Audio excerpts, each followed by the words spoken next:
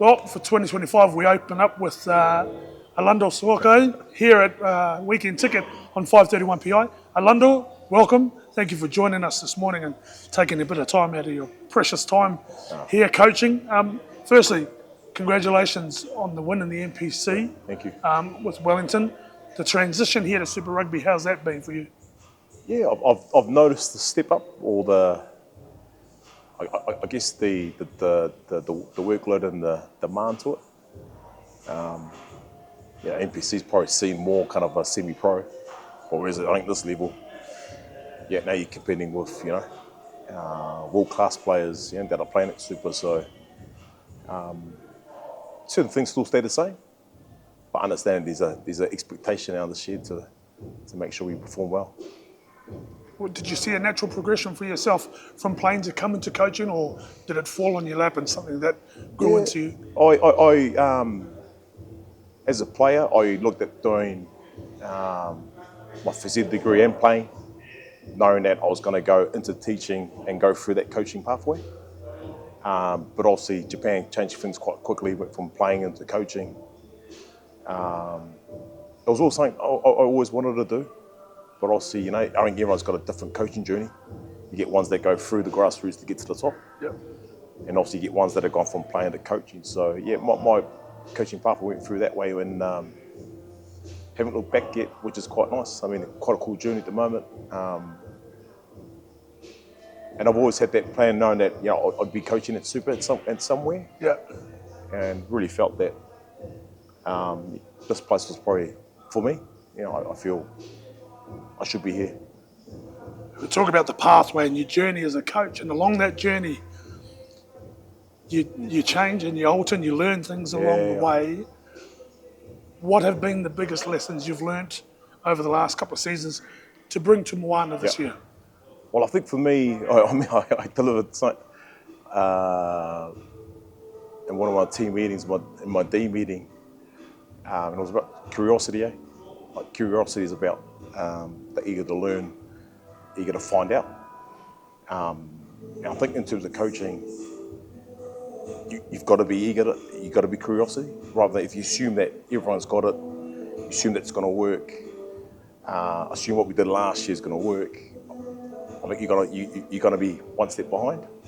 So the curiosity for me is a learning thing. Understand, knowing that, okay, right, someone's giving me a message, I've got to see, I've got to listen, got to make sure I'm really clear, okay, what is he saying? Not burning the idea, take it for what it is and move forward a bit. So I think for me, in terms of coaching, curiosity is really important. And I think you never stop growing, I feel. Like the game keeps evolving. The coaching is all about learning and growth, and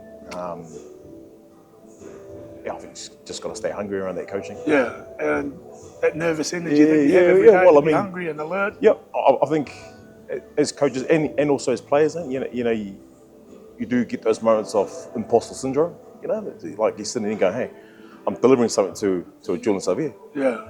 That's played 150 games for the Canes, and now he's here, coached them in Wellington. So it's you get a little bit of that, and I think that's normal. I think you just got to accept it. I guess that's the learnings you keep from it each year as you progress as a coach. Coming into Christmas, you finish your first block, your big block of pre-season. Going into that, the coaches would have had a plan.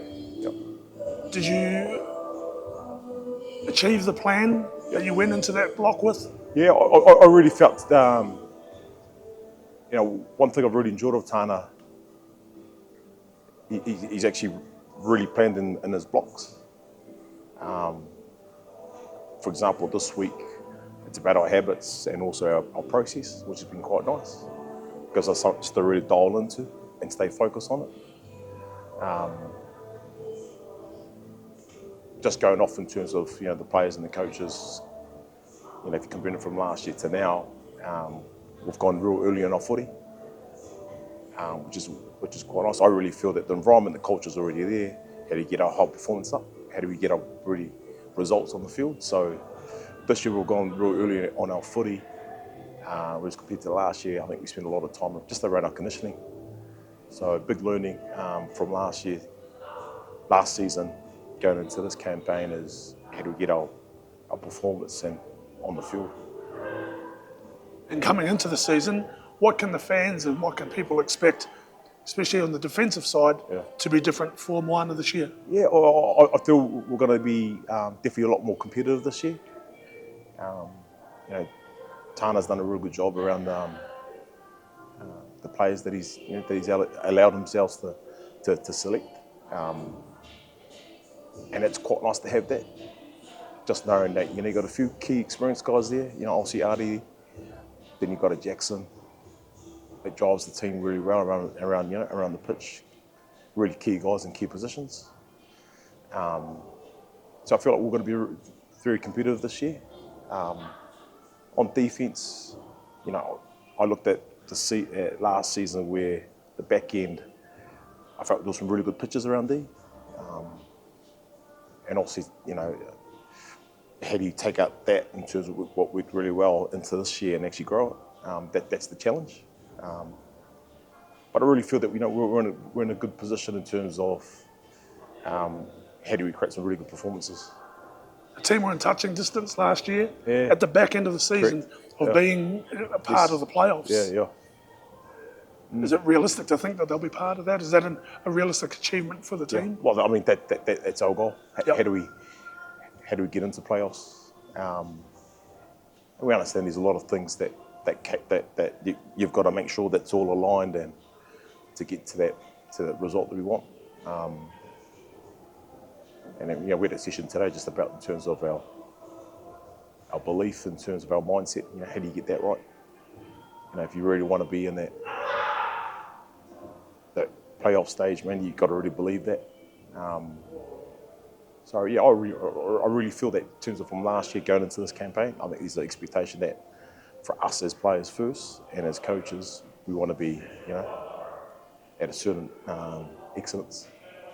Without really looking outside or externally, is there any inspiration taken from what the Drua did and the bit of success they've had? Yeah, I reckon if you look at the majority of our team, it's a makeup of Samoans and Tongans, a couple of Cook Island boys, Iowans. And then from that, I just feel that in terms of how do we stay dialed in terms of us. Obviously, there's success elsewhere. Yeah, you can learn from it, but it's almost like, okay, right, this is us. This is where we need to get to. What do we need to improve to get there? And again for us, it's our performances on the field. If we can nail that, then I feel like we can actually take this team to another level where let's be fair, a lot of people don't expect us to be here. So that's the exciting part of it. I mean, there's only one way, and that's for us to get better in our footy. I'm really excited for round one, just talking here and seeing how far the group can go and how far they can go from the short time they've been in the competition. But as I said at the start, really appreciate you giving up your time to join us here at the Weekend Ticket on 5:31 PI. Alando Soakai, all the best for 2025 in the Super Rugby season. Thank you very much for joining us. Anytime. Cheers, Willie.